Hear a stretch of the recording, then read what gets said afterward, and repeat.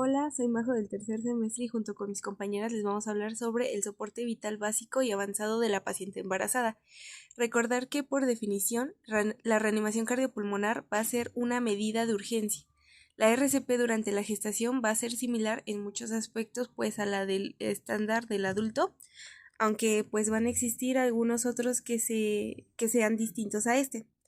En primer lugar, debe tenerse en cuenta que durante la RCP se ha de considerar tanto a la madre como al feto y que por tanto entonces en la reanimación el equipo va a tener dos pacientes, aunque la prioridad va a ser la madre, puesto que la supervivencia del feto va a depender totalmente de la recuperación de la madre, como de la pertinencia en la ejecución de las maniobras de reanimación, además de la atención. Bueno, voy a empezar a hablar sobre por qué es tan importante la reanimación cardiopulmonar en las pacientes obstétricas. En una paciente embarazada siempre tenemos dos vidas al mismo tiempo, la de la madre y la del feto. Esto significa que cualquier paro cardiorrespiratorio en este contexto es una situación de doble riesgo y el tiempo que corre pues todavía más rápido es sumamente importante. El embarazo, pues por sí mismo modifica lo que es la anatomía y la fisiología. El útero va creciendo, desplaza los órganos, cambia la mecánica respiratoria, el volumen sanguíneo y la forma en la que la sangre regresa al corazón. Por eso, la RCP estándar que aplicamos no siempre es suficiente. Si no hacemos ciertas adaptaciones, las compresiones pues pueden ser menos efectivas, la perfusión a órganos vitales disminuye y la oxigenación se compromete mucho más rápido.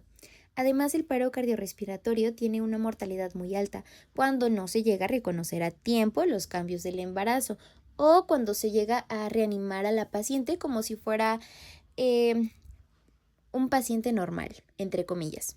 Entonces, el objetivo principal de la RCP en la paciente obstétrica es restaurar la circulación de forma rápida, efectiva y con modificaciones específicas, justamente para contrarrestar pues estos cambios del embarazo y asimismo proteger tanto a la mamá como al feto. A partir de aquí les voy a ir explicando primero las causas, luego los cambios fisiológicos maternos y finalmente cómo debemos evaluar y actuar en el ámbito prehospitalario. Bueno, ahora en esta diapositiva hablo de la etiología, o sea, de las causas más frecuentes de paro pues en una paciente obstétrica. Del lado izquierdo tenemos las causas hemodinámicas u obstétricas que son propias del embarazo y del trabajo del parto. Por ejemplo, la hemorragia obstétrica, ya sea por atonía uterina o por problemas como placenta previa o acretismo, puede llevar a un choque hipovolémico severo y terminar en paro si no se llega a controlar. Ahora tenemos lo que es la eclampsia y preeclampsia grave. Estas pueden provocar convulsiones, daño multiorgánico y también evolucionar a paro. Al igual que tenemos la embolia de líquido amniótico. Esta es una complicación rara pero muy grave que causa colapso hemodinámico brusco. Del lado derecho están las causas no obstétricas o prehospitalarias, es decir, las que vemos mucho en nuestro contexto de calle, domicilio o traslado. El trauma por accidentes viales, caídas o violencia pueden provocar pues hemorragias internas, traumatismo cráneoencefálico o lesión torácica que termine en paro. El tromboembolismo pulmonar es más frecuente en embarazadas porque están en un estado, ¿cómo decirlo? En un estado hipercoagulable. En este caso tenemos lo que es la sepsis, las arritmias o cardiopatías previas y la sobredosis o tóxicos que también pueden desencadenar un paro. En el ámbito prehospitalario, pues es muy fundamental tener eh, como prioridad o priorizar un poquito más lo que es la primera valoración. Trataremos pues de sospechar la causa probable y esto pues nos va a ayudar a priorizar ciertas acciones, por ejemplo, controlar hemorragias, manejar convulsiones, inmovilizar trauma, administrar oxígeno, entre otras intervenciones que nosotros lleguemos a realizar. Aunque durante la RCP seguimos algoritmos, pues nunca dejamos de pensar en la causa porque pues muchas veces si no corregimos la causa, pues la paciente no va a salir del paro. Aquí ya entramos a los cambios fisiológicos del embarazo que impactan directamente en la reanimación. El primero es la compresión aortocava. A partir más o menos de las 20 semanas de gestación, pues el útero ya es lo suficientemente grande para comprimir la vena cava inferior cuando la paciente está en decúbito supino. ¿Qué pasa con esto? Que disminuye el retorno venoso al corazón y si hay menos sangre regresando, también hay menos gasto cardíaco. Y entonces esto significa que aunque hagamos bien las compresiones, la cantidad de sangre que realmente estamos impulsando pues puede ser menor simplemente por el peso del útero. Por eso, en las guías se habla de la necesidad de realizar desplazamiento uterino manual o ciertas modificaciones de posición que más adelante pues mi equipo va a explicar para evitar esa compresión. El segundo punto son los cambios respiratorios. En el embarazo, el diafragma se eleva por el crecimiento uterino, la capacidad pulmonar funcional disminuye y al mismo tiempo el cuerpo de la gestante tiene un mayor consumo de oxígeno. Esto se traduce en que la paciente se desatura mucho más rápido que una no embarazada, especialmente si deja de respirar. Por eso, en una parada cardiorrespiratoria obstétrica, la hipoxia progresa de forma más agresiva. Para nosotros, en prehospitalario, esto significa que debemos ventilar de manera más temprana, pero cuidadosa, evitando hiperventilar, pero sin retrasar el soporte ventilatorio, porque el feto depende totalmente de la oxigenación materna. Bueno, voy a empezar a hablar sobre por qué es tan importante la reanimación cardiopulmonar en las pacientes obstétricas. En una paciente embarazada siempre tenemos dos vidas al mismo tiempo, la de la madre y la del feto. Esto significa que cualquier paro cardiorrespiratorio en este contexto es una situación de doble riesgo y el tiempo que corre pues todavía más rápido es sumamente importante. El embarazo pues por sí mismo modifica lo que es la anatomía y la fisiología. El útero va creciendo, desplaza los órganos, cambia la mecánica respiratoria, el volumen sanguíneo y la forma en la que la sangre regresa al corazón. Por eso, la RCP estándar que aplicamos no siempre es suficiente. Si no hacemos ciertas adaptaciones, las compresiones pues pueden ser menos efectivas, la perfusión a órganos vitales disminuye y la oxigenación se compromete mucho más rápido. Además, el paro cardiorrespiratorio tiene una mortalidad muy alta cuando no se llega a reconocer a tiempo los cambios del embarazo o cuando se llega a reanimar a la paciente como si fuera un paciente normal, entre comillas.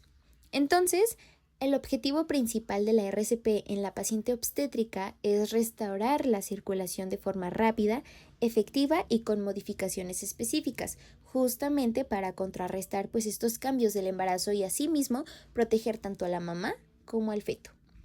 A partir de aquí les voy a ir explicando primero las causas, luego los cambios fisiológicos maternos y finalmente cómo debemos evaluar y actuar en el ámbito prehospitalario.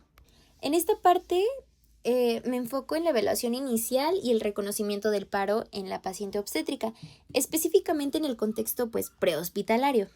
Aquí seguimos la misma lógica que en cualquier paro. La evaluación debe de ser rápida, sistemática y en menos de 10 segundos. Primero, lo que es, hay que valorar la respuesta. Si la paciente no responde a estímulos verbales ni dolorosos, esto ya nos indica pues un compromiso neurológico pues importante. Inmediatamente después comprobamos lo que es la respiración. Vemos si hay movimientos torácicos efectivos o solo gasping. La presencia de gasping pues no se considera respiración normal, es un criterio pues para iniciar lo que es la reanimación cardiopulmonar. Al mismo tiempo pues buscamos pulso cariotidio. Si no identificamos el pulso en esos 10 segundos, consideramos que está en paro y empezamos a hacer las compresiones. En la paciente obstétrica, además de seguir estos pasos, tenemos que recordar que la hipoxia progresa más rápido, así que no podemos darnos el lujo de esperar a ver si mejora o no mejora. En cuanto detectamos que no respira normalmente o no tiene pulso, iniciamos maniobras de reanimación cardiopulmonar y activamos al mismo tiempo pues el sistema de emergencia obstétrica. Hacer esta evaluación de manera ordenada y rapidísima es súper clave para que el tiempo sin circulación y sin oxígeno pues sea el mínimo posible. En esta diapositiva resumo los signos clave que nos confirman pues que estamos frente a un paro cardiorrespiratorio. Básicamente, si llegamos a encontrar a una paciente inconsciente que no respira o presenta solamente gasping y no tiene pulso palpable, debemos asumir que está en paro y no tenemos que retrasar el inicio de la reanimación cardiopulmonar. Estos 3 puntos funcionan como una especie de, entre comillas, alarma clínica. Si se llegan a cumplir, pues no tenemos o no necesitamos esperar a confirmaciones adicionales pues para actuar. En el contexto obstétrico, como ya había mencionado, el tiempo embarazo pues es más crítico porque pues el feto depende totalmente del flujo sanguíneo y de la oxigenación materna.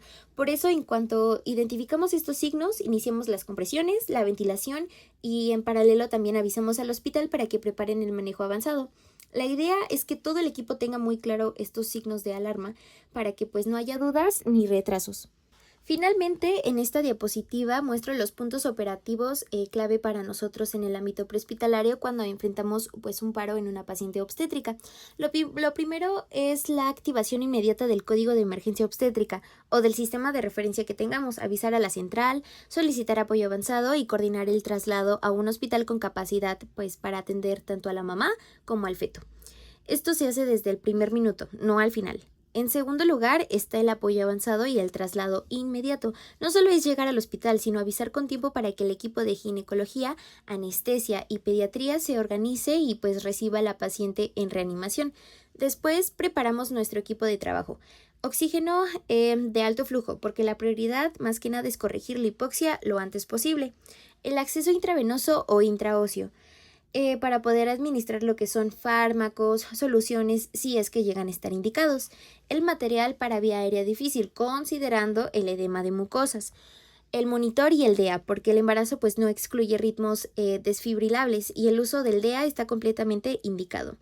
Un punto muy importante que aparece pues al final es identificar las semanas de gestación. Si estimamos que la paciente tiene 20 semanas o más, por ejemplo, cuando el fondo uterino está por encima del ombligo, eso nos indica que debemos aplicar la RCP modificada con maniobras específicas como el desplazamiento uterino manual que ya había mencionado desde el inicio, y también que van a llegar a explicar mis compañeras. Y pues más que nada en resumen, en el prehospitalario no solo hacemos RCP, sino también nos coordinamos y nos anticipamos y preparamos todo pues para que la paciente llegue a tener una mayor oportunidad posible para sobrevivir junto con su bebé. Vale, y pues ya identificado una vez a nuestra paciente en paro, vamos a proseguir al manejo avanzado prehospitalario, el cual va a ser rápido de manera sistemática y va a estar orientada justamente a mantener esta perfusión materno-fetal.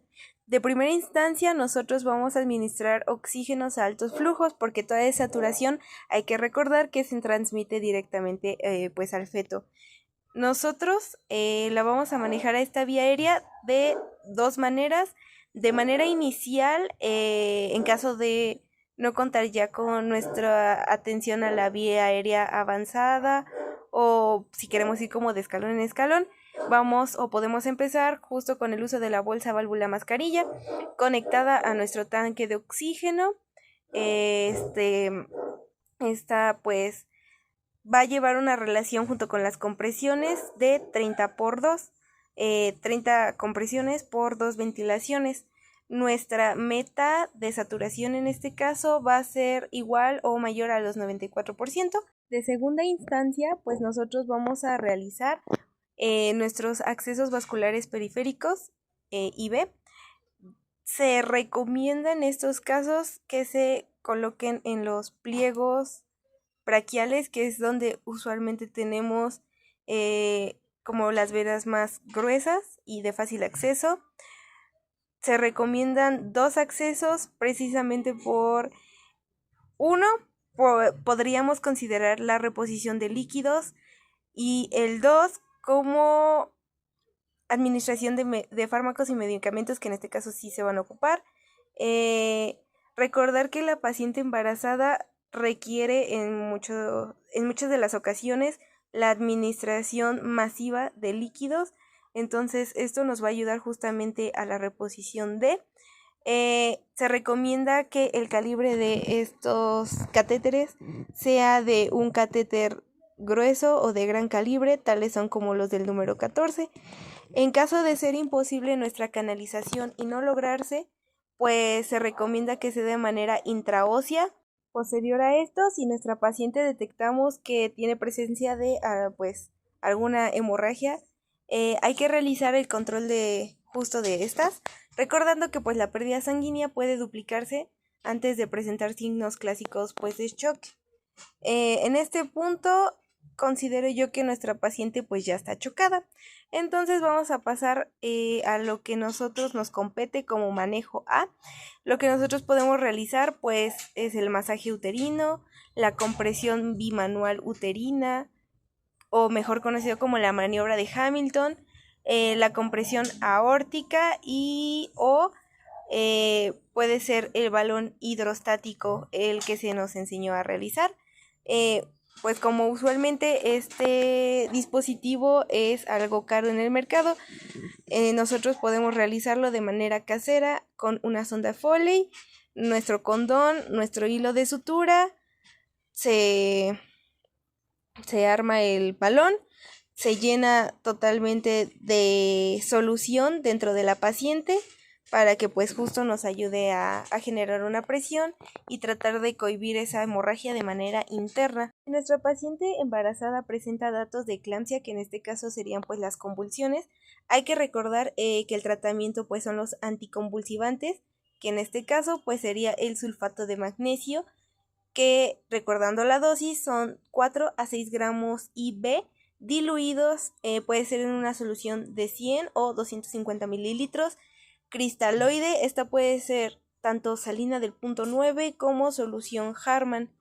Igual recordar colocar de manera precoz el DEA, pues esto nos va a ayudar a que si hay un ritmo desfibrilable pueda ser detectado de manera pronta y pues ayudar a la mamá. Igual si se cuenta con un electrocardiograma a la mano, de preferencia pues se pone el electro y pues esto nos ayuda a detectar tipo de ritmo en caso pues de querer administrar otro tipo de medicamentos. Y bueno, como consideraciones importantes, recordar que para la vía aérea debemos anticipar dificultades como lo son el edema, la congestión, el desplazamiento laringio o la disminución de la reserva funcional.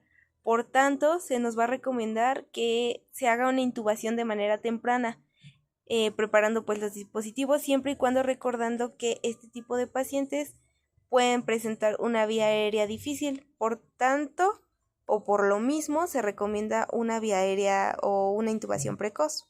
Bueno, y pues todo para en la paciente embarazada se va a manejar siguiendo el algoritmo pues de la AJA, que es el que más se recomienda, con la diferencia clave de que sí o sí se debe de hacer una liberación de la compresión aorto-cava desde un principio. Y esta como pues se va a realizar, vamos a colocar en nuestras manos o así tal cual como está la paciente en supino.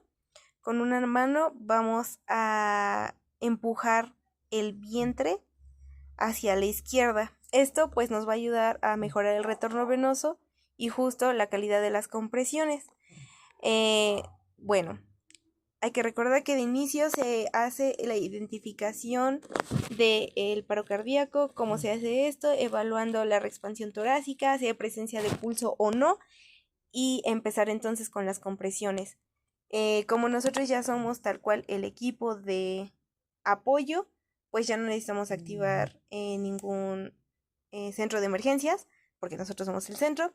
Entonces vamos a empezar a dirigir. Alguien empieza con compresiones, se delega entonces a alguien en cabeza para la vía aérea, a alguien en medicamentos para que justo se empiecen con esos accesos en caso de no haber sido realizados, y la administración de los medicamentos durante todo el protocolo del RCP.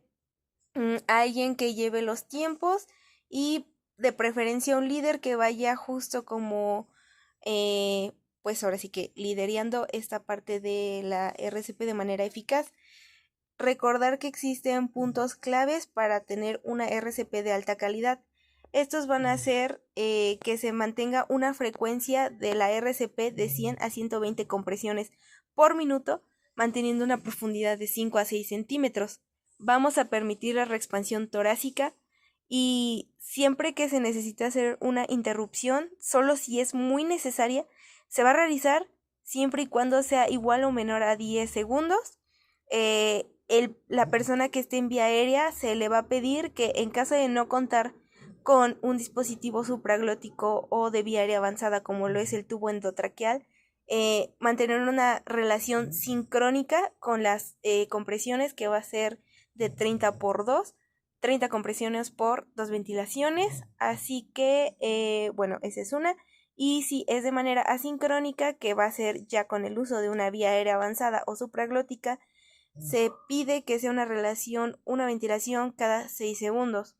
Se va a tratar de evitar la hiperventilación en la paciente y siempre se va a tratar de realizar un cambio de reanimador cada 2 segundos o cada que el reanimador ya esté muy cansado. ¿Por qué? Porque si está cansado, las compresiones dejan de ser efectivas y pues ya no nos sirve. Y pues un dispositivo que nos puede ayudar mucho a evaluar justo pues la calidad de la RCP va a ser el uso del capnógrafo, siempre y cuando se cuente con este, ¿verdad? Eh, Hay que recordar que desde el momento 1 también se debe de colocar un DEA en caso de no contar con un monitor electrocardiográfico. En caso de sí tenerlo, pues se considera mejor el uso del electrocardiograma, eh, porque con el monitor se va a ver no solo los trazos que son de paro, sino para ver si nuestra paciente puede llegar a tener alguna bradicardia, alguna arritmia, de qué tipo, para poder nosotros administrar otro tipo de medicamentos. Algunos puntos de calidad que comenta la AJA justamente para ayudarnos a que evaluar pues o mejorar la calidad de esta RCP, pues va a ser el uso del metrónomo. Recuerda que se va a programar justo a una frecuencia en la que pues sea cómoda para los reanimadores, para que pues puedan ser eficientes las compresiones, y justo como comentábamos, pues el capnógrafo. Recordar también que pues en la paciente embarazada no va a cambiar en nada la cantidad de descarga que se va a administrar. Sigue siendo los mismos joules para un adulto en el desfibrilador, ya sea bifásico o monofásico, el que pues ahora sí que maneje el dispositivo va a ser lo que se va a administrar, no cambia en nada. Mientras todo esto está corriendo, lo que vienen siendo las compresiones, ventilaciones, el uso de fármacos, que más adelante mis compañeras van a especificar más en todo esto. Hay que buscar pues la causa reversible del paro, el qué debemos hacer para que entonces nuestra paciente pueda salir de ese paro más allá de solo desfibrilar. Ok, de primera instancia pues tenemos a las famosas H's y T's de nuestro paro cardíaco. En este caso, orientándolo hacia la paciente embarazada. Y bueno, como primera H tenemos a la hipovolemia, que puede ser causada por todas las hemorragias obstétricas. Aquí va a entrar las 4 T's, que van a ser tono, tejido, trauma y trombina. El manejo que se le va a dar al tono va a ser el masaje uterino, el uso de los uterotónicos como lo es la oxitocina, la compresión bimanual, puede ser inclusive un balón de Bangladesh. El tejido puede estar causado por una retención placentaria, ya sea total o parcial, o inclusive el acretismo placentario. Dentro del trauma, pues podemos encontrar pues distinto tipo de lesiones como un desgarre o incluso lo que ya se había hablado, como complicaciones pudiese ser la rotura del útero, etcétera. Y pues dependiendo de es lo que se va a hacer. Si puede, por ejemplo, va a ser, no sé, alguna lesión que fue provocada durante el parto y de repente se nos salió de control, pues se va a hacer la presión directa, el uso de agentes hemostáticos y la reposición de líquidos. Igual si pues nosotros no lo podemos ver, solo la reposición de líquidos y pues tratar de ver la manera de uso de agentes hemostáticos. Y pues la trombina, ya habíamos visto que pues podría ser causado por el síndrome de Helm inclusive u otras patologías como, bueno, no patologías, más bien complicaciones, u otras complicaciones como la placenta de Abruptae. Y bueno, en este caso pues sí no podemos hacer realmente mucho. La hipoxia, que puede ser pues causada por broncoaspiración o por la apnea, o si nuestra paciente estuvo convulsionando, pues por la postconvulsión. Y bueno, como siguiente H tenemos a los hidrogeniones o acidosis, comúnmente causada por una sepsis periparto, en donde vamos a ver síntomas presentes como lo es la fiebre, hipotensión, alteración mental, o inclusive va a ser causada por una hipoperfusión prolongada. Esta la vamos a corregir restaurando la perfusión, colocando oxígeno a altos flujos y la administración de líquidos. En otra H que podemos pensar podría ser la hipo o hipercalemia. Esta pues puede estar causada por falla renal o inclusive el síndrome de HELP. Pues no podemos hacer mucho ahí para corregir, pero bueno, claro, de manera prehospitalaria. Y otra H, pues la hipotermia. En este caso, pues se controla con agentes físicos, puede ser el uso de sábanas, el uso de mantas térmicas, aumentar o subir subir la calefacción en la unidad, o inclusive si se puede o hay la manera, administrar líquidos intravenosos tibios. Y pasando a las T, tenemos al taponamiento, la tromboembolia, los tóxicos y tensión. Por taponamiento cardíaco, pues puede estar causado por algún tipo de trauma. Recordar que el taponamiento cardíaco es la acumulación de el líquido en el pericardio, por lo cual va a causar alteraciones en la contracción del corazón. El tratamiento para esto, pues, es una pericardiocentesis. En trombosis, pues tenemos a la TEP, que va a ser una causa crítica en la paciente embarazada. El manejo prehospitalario para pues va a ser soporte ventilatorio y hemodinámico. Tenemos a los tóxicos, que pues esta puede estar provocado justo por el mal manejo del sulfato de magnesio, lo que nos va a causar una depresión ventilatoria. El antídoto para este tipo de intoxicación va a ser el gluconato de calcio. Por último, a mencionar, tenemos pues la tensión, que puede estar causado por un neumotórax, pues justamente como su nombre ya lo dijimos 20,000 veces. Atención, puede estar causado post intubación o por alguna complicación de esta, pues va a estar un poco difícil de detectar, más no imposible. Recordar que el tratamiento o manejo de va a ser puncionar en el quinto espacio intercostal, línea anterior axilar, perdón, nosotros podemos hacerlo con un punzo del 14. Se punciona, se retira la aguja, se coloca una llave de 3 vías y se va, bueno, antes de, para corroborar que efectivamente puncionaste en el lugar correcto, en tu jeringa en la que debiste de haber colocado tantita solución salina, deberá de salir cierto burbujeo, lo que nos va a indicar que efectivamente sí está bien la punción. Se retira la jeringa con la aguja, se coloca esta llave 3 vías que les comento y entonces se va a abrir 1 minuto para liberar, 1 minuto se cierra y así para entonces mejorar justo esta parte de la respiración y que nuestro paciente pueda tener esa mejoría que tanto esperamos. Bueno, y si todo sale bien, hay que evaluar nuestros criterios de retorno a la circulación espontánea. ¿Qué vamos a evaluar en este apartado? De primera instancia, que exista presencia de pulso carotidio o central. Signos vitales, hay que checar la temperatura, tensión arterial, la capnografía. Sabemos que no es un signo vital, sin embargo nos va a ayudar justo esta parte del retorno a la circulación. Saturación, y pues ya. Dentro de los valores que tenemos para la temperatura, hay que mantener una temperatura de 32 a 34 grados centígrados aprox. Tensión arterial, como tal, un valor, pues no realmente. Sin embargo, hay que evaluar que nuestra PAM esté en una meta igual o mayor a 65 milímetros de mercurio.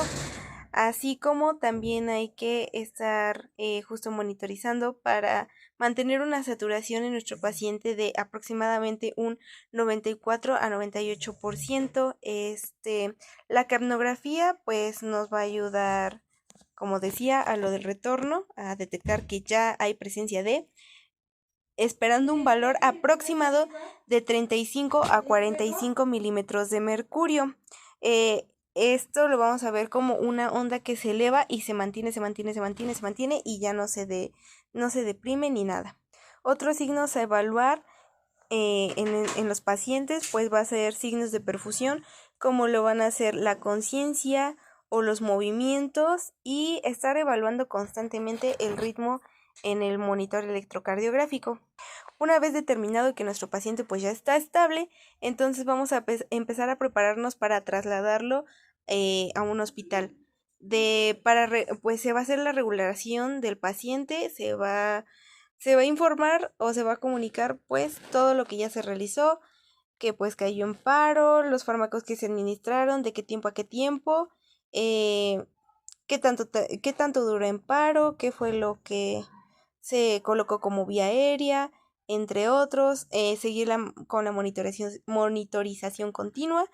Este, mm, También hay que recordar que aquí se informa que pues hay código mater, porque si bien la mamá ya está relativamente estable, hay que llevarla sí o sí pues al hospital a que se le evalúe a ella y al bebé. Por tanto, entonces hay que buscar a un centro en el que se cuente con especialidad en neonatología y pues de cirugía. Y pues más que nada solo sería eso. Y bueno, como consideraciones éticas y de equipo, ya como haciendo un breve resumen quizá, eh, recordar que pues el paro en la embarazada va a ser los escenarios o de los escenarios más exigentes para nosotros. Entonces, hay que procurar que la comunicación sea clara, que ya existan roles definidos, justo para no entorpecer al protocolo, y pues la activación la activación del código mater va a ser esencial en estos casos, ya que pues preservar la vida de la madre nos es importante. Ahora vamos a hablar acerca de la cesárea de emergencia.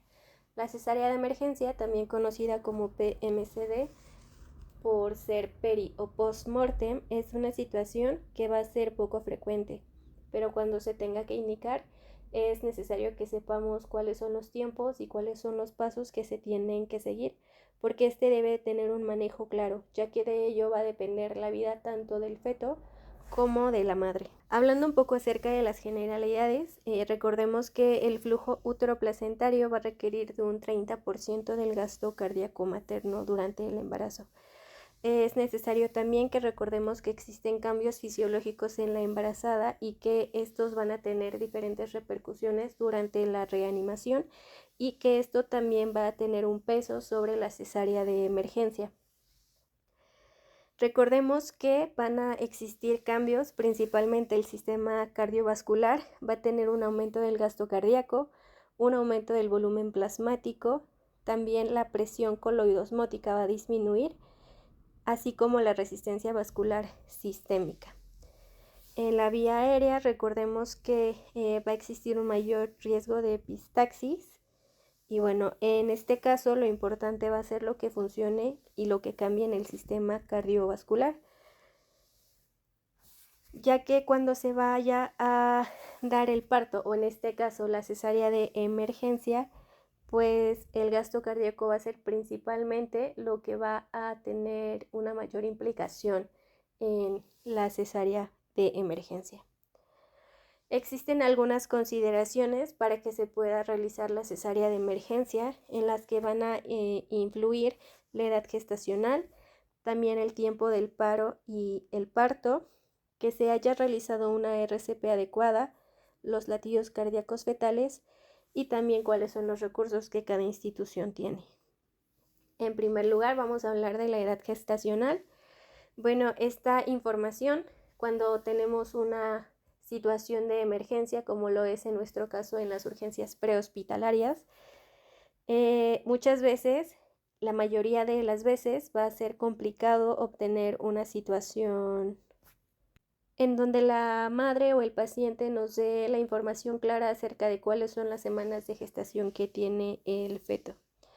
Por lo que debemos realizar una estimación visual, ya que realizar una ecografía de emergencia tampoco es factible justamente por el poco tiempo que tenemos para hacer la valoración y para hacer nuestro tratamiento como tal. Por lo que en este caso lo que se recomienda es tocar el fondo uterino, como se ha mencionado en clases anteriores. Recordemos que el ombligo va a tener importancia en este caso, ya que el fondo del útero va a estar a nivel del ombligo, esto entre la semana 20 y 22. Y recordemos que va a crecer 1 centímetro por cada semana. Y aquí tenemos una imagen en donde nos va a explicar o nos va a orientar un poco acerca de en dónde se va a encontrar el fondo uterino respecto de cada semana de gestación. Como lo mencioné anteriormente, en la semana 22 de gestación va a estar a nivel de la altura de la cicatriz umbilical. A las 28 semanas de gestación, 3 centímetros por encima de la cicatriz umbilical. A las 32 semanas, 6 centímetros por encima del ómfalo. A las 36 semanas, en el borde costal. En segundo lugar, tenemos los recursos de cada institución. En este caso, la viabilidad del feto va a depender o va a estar determinada según cada centro de trabajo, ya que hay centros de trabajo en donde se encuentran más especializados y tienen más material para tratar este tipo de urgencias, mientras que hay lugares en donde es bastante precario o no se tiene tanta especialización o tanto material pues para tratar con este tipo de emergencias. Entonces, hablemos de la viabilidad fetal. Esta se va a situar en la semana 23 a 24, cuando el producto, el feto, va a tener un peso de 500 a 600 gramos. La supervivencia es importante en este caso, ya que en las 23 o 24 semanas hay una probabilidad de supervivencia del 20 al 30%. Como lo mencioné antes, dependiendo de los centros de trabajo, pues va a variar entre las 23 a 28 semanas, cuando se tiene un peso mayor de 500 a 600 gramos. Entonces, claramente, mientras más semanas de gestación haya, pues mayor va a ser la supervivencia del producto. Cuando hay etapas de gestación, semanas de gestación menores a las 25, en realidad no se indicaría una cesárea de emergencia, por una parte por la poca probabilidad de vida que tenga el feto, y también porque las repercusiones en cuanto al sistema cardiovascular en realidad van a ser bastante pequeñas, puesto que no hay tanto desarrollo o tanta ocupación en la anatomía de la madre por parte del feto. Otra de las cuestiones a considerar es el tiempo que se da entre el paro y el parto. En este caso vamos a utilizar la regla de los 4 minutos de RCP, en donde, como pues lo menciona la regla tal cual, después de 4 minutos de RCP en donde no haya mejora, pues se va a determinar que se va a realizar una cesárea de emergencia. El feto se debe sacar en 1 minuto, por lo que el tiempo total entre el inicio del RCP hasta el momento en el que se haya realizado la cesárea va a ser de un total de 5 minutos. Estos 5 minutos se han recomendado por los daños neurológicos que se pueden llegar a presentar en los pacientes. Hay estudios realizados en donde se tomó más tiempo para realizar la cesárea de emergencia, más de 5 minutos, y en estos casos hubo mayor incidencia de alteraciones neurológicas en el producto, por lo que se ha determinado que los 5 minutos ocupados sean los recomendados, 4 minutos de RCP y 1 minuto para realizar la cesárea de emergencia. Otro de los puntos que vamos a considerar son los latidos cardíacos fetales. Existen situaciones en las que la madre va a ingresar al servicio o va a necesitar el servicio prehospitalario, y esto va a ser reciente, pero no se va a tener un conocimiento exacto de cuál es el tiempo que ha transcurrido desde que se ha iniciado la RCP hasta el parto, por lo que en estos casos se ha llegado a recomendar que se haga un monitoreo acerca de la frecuencia cardíaca fetal. En caso de que sí haya una frecuencia cardíaca fetal y tomando en cuenta también los puntos anteriores, en este caso sí va a estar indicada una cesárea de emergencia. Pero si no hay un latido, pues claramente no va a estar indicada. También algunos autores no recomiendan que se tome la frecuencia cardíaca fetal, puesto que esto quitaría tiempo que es importante para la RCP y para la cesárea de emergencia. Pero en algunos casos se ha recomendado, en otros casos no se ha recomendado. Aún así, sí es necesario que sepamos cuáles son los latidos cardíacos fetales para poder decidir cuál es el siguiente paso respecto a nuestra actuación. Y por último, otro de los puntos que vamos a considerar para realizar una cesárea de emergencia es que se haya realizado una RCP adecuada. Mientras se está realizando la cesárea de emergencia, después de los 4 minutos de reanimación, se deben seguir las compresiones. Es decir, mientras cortamos el tejido y la piel de la paciente, se tienen que seguir realizando las compresiones torácicas y todo el protocolo de reanimación cardiopulmonar. En este caso, una vez que se haya extraído al producto, se tiene también que seguir lateralizando al útero. Es decir, este se debe desplazar hacia la izquierda y para que sea una posición más cómoda, que no requiera tanto esfuerzo nuestro, se pueden colocar unas cuñas en el lado derecho para que por la misma gravedad también el útero se siga desplazando. Se ha recomendado que sean bastantes miembros para que se pueda realizar la reanimación cardiopulmonar, alguien que se encuentre en la vía aérea, como se ha mencionado anteriormente, y también personas que se encuentren traccionando el útero. Puede ser que sean personas que no son tan hábiles, por ejemplo, para realizar una cesárea, o personas que no pueden estar en vía aérea, o personas que estén en esa situación en donde sí puedan desplazar al útero y que éste no se mueva, porque claro que van a hacer muchísima fuerza mientras se da el RCP, mientras se está haciendo la cesárea de emergencia. Entonces, esas personas que se encuentran desplazando el útero tienen que mantenerlo de una manera firme, fuerte y sin que se mueva para que no tenga tantas repercusiones en la reanimación cardiopulmonar y en la cesárea de emergencia. También es necesario, prudente, hacer un comentario acerca de que muchas veces la RCP no se realizó en los tiempos adecuados, por lo que una cesárea de emergencia tampoco va a ser tan benévola para el paciente, la paciente y el productor. Y también es importante mencionar que si es probable que el producto no sea viable, pues no sería indicado en realidad hacer una cesárea de emergencia. Es decir, si el paciente hablando del producto, el feto, tiene menos de 24 semanas de gestación, no va a ser tan benéfico para la paciente, ya que no va a tener tantas repercusiones en el sistema cardiovascular y tampoco en la anatomía. Por lo que si se hace una cesárea de emergencia no va a haber gran cambio para que la paciente pueda recuperarse nuevamente. ¿Cuáles son los beneficios de una cesárea? Bueno, pues los beneficios que se buscan son tanto como para la madre como para el producto. Estos son principalmente para mejorar la supervivencia en cuanto a los esfuerzos de reanimación no se ven de forma exitosa.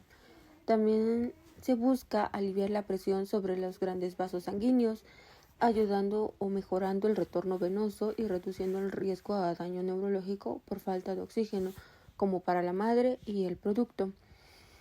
Los beneficios que tiene la madre, pues realmente como lo mencionamos, es el alivio a los grandes vasos. En este caso sería el alivio de la compresión de la aorta y de la vena cava. La extracción del feto y la placenta pues eliminan obviamente la presión sobre los grandes vasos. De esta manera pues mejora el retorno venoso. Por ende, se aumenta el gasto cardíaco y el volumen circulante. De esta forma, pues ayuda a restaurar el flujo sanguíneo. La cesárea puede también aumentar el gasto cardíaco materno entre un 25 y 30%. Aunado a esto, también podemos ver que se puede reducir la demanda de oxígeno y pues el parto reduce la demanda de metabólica y de oxígeno del organismo materno, dando como resultado una mejora en la eficacia del RCP, ayudando a mejorar la circulación sanguínea, pues como ya le dijimos, aliviar la presión diafragmática. También hace que las compresiones torácicas y las ventilaciones sean más efectivas, aumentando de esta forma las posibilidades del retorno a la circulación espontánea. Estos solo fueron los beneficios que tiene la madre al momento de realizar la cesárea. Sin embargo, también podemos encontrar beneficios al producto. Por ejemplo, la supervivencia fetal. Si el procedimiento se realiza lo antes posible, lo que sería por 4 minutos aproximadamente en cuanto la mamá esté en paro, pues existe una mayor probabilidad de extraer el feto de forma viable con buenos resultados neurológicos. Por ende, da la prevención a la hipoxia, o podríamos prevenir la hipoxia en el producto. El parto temprano reduce el riesgo de daño cerebral fetal y permanente por la falta de oxígeno. Solo como una pequeña mención, pues realmente tenemos la cirugía propia de la cesárea, que sería pues la que muchos o actualmente se realiza más, que sería la cesárea. La cesárea en forma horizontal. Esta incisión por lo regular es programada. También se realiza por placenta previa o porque el producto se encuentra en una posición no adecuada o anormal, o al momento de que se encuentra a término, pues no se ha acomodado del todo, entonces pues ya implica una cesárea. También se puede realizar en caso de urgencia. Pues esta cesárea horizontal se realiza en el segmento uterino inferior, o pues es la parte más delgada y menos vascularizada del útero. Resulta en menos pérdida de sangre, una curación pues más rápida y representa un menor riesgo de rotura uterina en embarazos futuros, a lo que a menudo permite un intento de parto vaginal después de dicha cesárea en forma horizontal. También nos podemos encontrar con la cesárea vertical o incisión vertical, que pues es lo que comúnmente veíamos o de forma más frecuente. Estos generalmente pues se suelen reservar para emergencias, cuando se necesita extraer al bebé de forma rápida y el segmento uterino pues inferior no se encuentra de forma accesible. Hay razones muy específicas en las que estas pueden incluirse o se decide hacer la incisión vertical, que es cuando los fetos son muy prematuros, se encuentran con anomalías uterinas o la posición fetal es anómala, se encuentra transverso o no se encuentra en la posición adecuada, y también puede ser en emergencias graves. Sin embargo, esta representa un riesgo porque dicha incisión pues daña más fibras musculares y tiene un riesgo significativo mayor en la rotura uterina en futuros embarazos, por lo que las mujeres con ese tipo de cicatriz deben someterse a cesáreas programadas en los embarazos posteriores. Ya no tiene o no da la apertura a que se puedan realizar partos por medio del canal vaginal. Nuevamente nos encontramos con una incisión en forma T para poder realizar dicho procedimiento. La incisión en T es una combinación entre la vertical y la incisión horizontal y es extremadamente rara. Se suele utilizar como último recurso cuando se intenta realizar una incisión horizontal, pero pues no es posible completarla debido a problemas pues técnicos realmente, como la incisión transversal se extiende verticalmente hacia arriba para obtener suficiente espacio. Esto simplemente ocurre solo en circunstancias intraoperatorias, imprevistas y extremadamente complicadas. Al igual que la incisión vertical, conlleva un alto riesgo de rotura uterina en gestas futuras y requiere pues que sea una operación de forma programada en embarazos posteriores. Como pudimos ver, realmente la cesárea simplemente sería en un caso muy muy urgente, pues sobre todo en esta parte de la RCP materna. sobreponiendo la vida materna antes que la fetal, pero sobre todo ayudando a los dos. Tiene ventajas tanto como para la madre como para el feto, aumentando sus posibilidades de vida. Vamos a hablar de fármacos. En el paro cardiorrespiratorio se administran los mismos fármacos que en cualquier adulto, porque la prioridad absoluta es la supervivencia materna y salvar a la madre es lo que más aumenta la probabilidad de salvar al feto. Los medicamentos usados tienen más riesgo si no se administran. Por decirlo, no darlos disminuye las probabilidades de retorno a la circulación. Como fármacos principales tenemos a la adrenalina, o como la conocemos como epinefrina. Es el fármaco más importante durante el paro.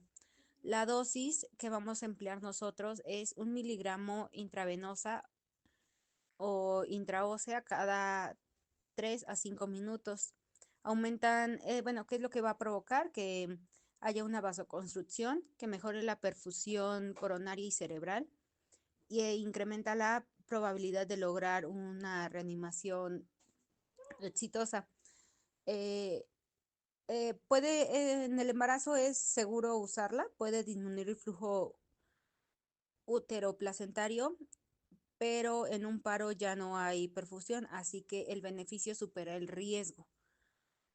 Siempre nos tenemos que basar en eso, en que el beneficio supere el riesgo.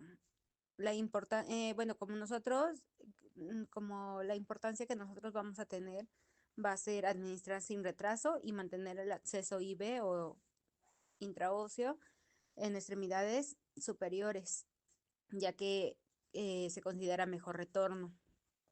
Otro fármaco que vamos a aplicar va a ser la amiodarona. Igual es para fibrilación ventricular y taquicardia ventricular sin pulso, tras dos descargas y adrenalina. La dosis que vamos a emplear son 300 miligramos IV o intraósea en bolo. La segunda dosis va a ser de 150 miligramos. Esto nos va a ayudar a estabilizar la membrana miocárdica y disminuye las arritmias letales. Se considera aceptable durante el paro. Su administración mejora la probabilidad de convertir ritmos desfibrilables. Otro medicamento que vamos a utilizar va a ser la lidocaína.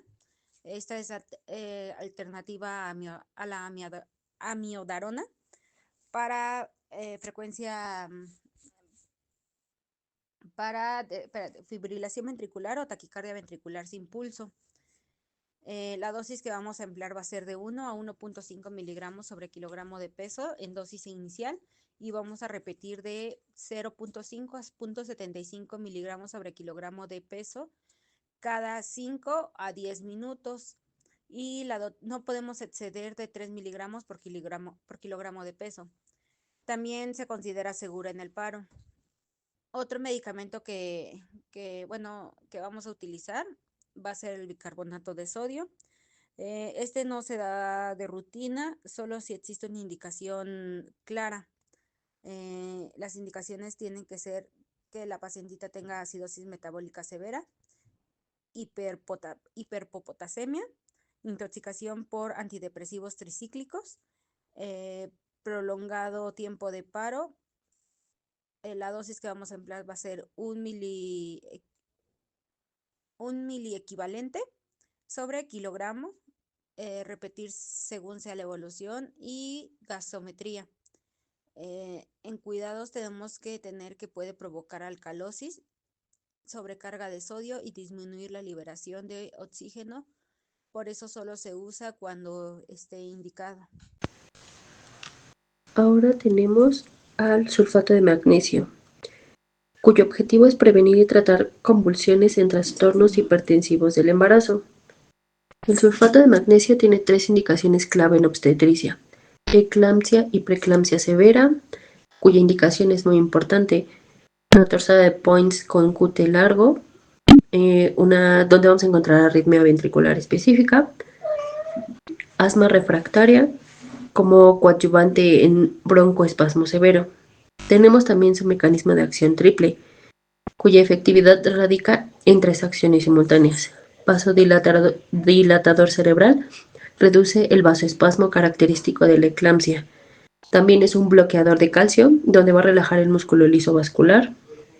Es un depresor del sistema nervioso central, cuyo efecto es el anticonvulsivante directo. También es un broncodilatador, donde va a relajar el músculo liso bronquial y va a tener un efecto anticonvulsivante. Por eso es específico para convulsiones de eclampsia. Tenemos al protocolo de dosificación para la eclampsia y preeclampsia severa, una dosis de 4 a 6 gramos intravenosa en 15 a 20 minutos, con una de mantenimiento de 1 a 2 gramos hora por 24 horas posparto. Para la torsada de Points tenemos 1 a 2 gramos intravenosa en 5 a 10 minutos. Para asma refractaria tenemos 2 gramos intravenosos en 20 minutos. Como ya lo había mencionado, el objetivo como tal es prevenir y tratar las convulsiones en trastornos hipertensivos del embarazo. Una vez controlado el riesgo convulsivo, debemos abordar la hipertensión de base. Después tenemos al labetalol, cuyas indicaciones son crisis hipertensiva en embarazo, con una presión arterial de más de 160-110, con el control de presión preeclampsia, taquicardia con hipertensión asociada. Donde tenemos un mecanismo de acción, es ser un bloqueador mixto, bloquea receptores beta 1, va a reducir la frecuencia y contractilidad cardíaca, bloquea los receptores alfa 1, produce vasodilatación periférica, disminuye la resistencia vascular periférica, mantiene el gasto cardíaco mejor que otros beta bloqueadores, no reduce significativamente el flujo uteroplacentario. Dentro del protocolo de administración tenemos a la dosis de 20 miligramos intravenosa. Tenemos que esperar de esto 10 minutos. Si la presión sigue alta, entonces 40 miligramos intravenoso. Vamos a esperar otros 10 minutos. Si persiste la hipertensión, entonces vamos a administrar 80 miligramos intravenoso. Máximo 300 miligramos en 24 horas. Como alternativa tenemos una infusión continua de 0.5 a 2 miligramos por minuto. ¿Cuáles son las ventajas de utilizar esto? Pues es de un rápido inicio, es de 2 a 5 minutos, tiene una duración corta de 3 a 6 horas, amplia experiencia como tal para el embarazo y pues hay un perfil de seguridad establecido. Tenemos a este con el objetivo de reducir presión arterial rápidamente sin comprometer la perfusión placentaria. Durante estos manejos pues podríamos necesitar tal vez analgesia. Entonces de aquí también podemos ocupar la naloxona. La naloxona como tal se utiliza para restaurar la respiración espontánea en depresión por opioides.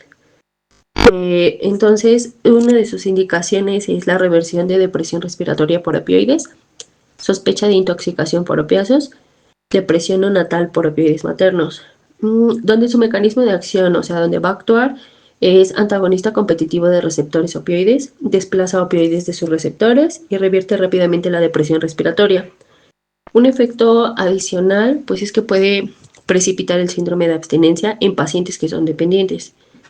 Tenemos una dosificación en adultos de 0.4 a 2 miligramos intravenosos o intramuscular cada 2 a 3 minutos según la respuesta que vaya a tener la paciente.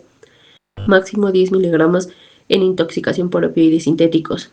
También tenemos que en neonatos, si es depresión por opioides maternos, vamos a administrar 0.1 miligramos sobre kilo intravenoso o intramuscular. Tenemos que tener ciertas consideraciones, ya que pues revierte efectos de opioides administrados durante emergencia, pues va a poder salvar una vida si es que pues hay sobredosis accidental o que sea intencional. Una preparación también para el parto si la madre recibió opioides, y este también va a cruzar la placenta porque también revierte la depresión fetal que llegará a presentar el feto como tal. Dentro de su objetivo pues es restaurar la respiración espontánea en la depresión por opioides. Después de ello vamos a tener a la oxitocina. La oxitocina cuyo objetivo es contraer el útero para controlar hemorragia ya posparto, pues esta se emplea precisamente para hemorragia posparto por atonía uterina, una inducción o aumento de contracciones uterinas, prevención de hemorragia posparto. Tenemos a su mecanismo de acción, donde va a actuar directamente como tal sobre el útero, donde va a contraer el músculo uterino, donde va a cerrar los vasos sangrantes o que están sangrando, reduce el flujo sanguíneo uterino por la misma compresión mecánica, aumenta el tono basal del útero y hay un efecto antidiurético. Dentro de los protocolos de administración tenemos la hemorragia activa posparto de 10 a 40 unidades internacionales en 500 a 1000 mililitros de cristaloides e infundir rápidamente 125 a 250 mililitros por hora de forma inicial, y una alternativa sin acceso intravenoso sería 10 unidades internacionales intramuscular. Prevención de hemorragias, 10 unidades internacionales por vía intramuscular después del parto en el hombro. O como tal 5 unidades internacionales por vía intravenosa de forma lenta. ¿Cuáles son sus ventajas? Pues que el tratamiento de elección para atonía uterina es de rápido inicio, o sea, va a tardar de 1 a 2 minutos si es intravenosa, o de 3 a 5 si es intramuscular. Podemos salvar el útero y salvar una vida también, porque con esto vamos a buscar nosotros como tal reducir pues la mortalidad por hemorragia. Como ya le había mencionado, uno de los objetivos pues es la contracciones uterinas para controlar la hemorragia pues posparto. Pues estos medicamentos comparten una acción específica para como tal los problemas obstétricos. Su administración principalmente pues es parenteral, va a dar una respuesta rápida y un impacto significativo en la morbilidad materna.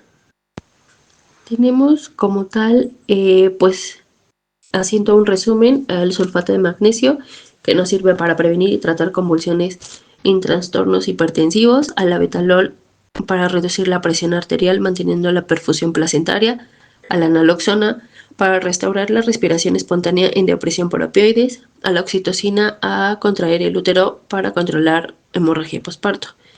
Como tal, pues cada medicamento representa una intervención dirigida a una complicación en específico dentro de obstetricia. Su conocimiento y pues aplicación adecuada nos ayudan pues en la reducción de la morbilidad materna y del mismo feto o neonato. También tenemos que dentro de esto pues algunos van a tener efectos adversos o tener algunos puntos críticos para que nosotros podamos tener como que esa seguridad al poder aplicarlos. Por ejemplo, en el magnesio hay que estar monitorizando los reflejos osteotendinosos y la frecuencia respiratoria. Si puede haber ausencia de reflejos o de presión respiratoria si ya hay toxicidad. Y podemos ocupar al antídoto el gluconato de calcio. Y por ejemplo, en el labetalol, las contraindicaciones es asma severa, insuficiencia cardíaca. Monitorizar también la presión arterial cada 10 minutos durante pues su administración. La naloxona, pues hay que tener precaución porque el efecto más corto que de los opioides pues es el riesgo de represión.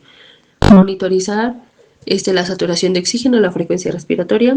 Considerar pues que también puede tener síndrome de abstinencia o presentar el síndrome de abstinencia en los que son dependientes. Y la oxitocina, uno de los efectos pues principales es la hipotensión con administración intravenosa rápida. Una de las contraindicaciones relativas pues es la cardiopatía severa y pues hay que monitorizar sangrado, presión arterial y diuresis.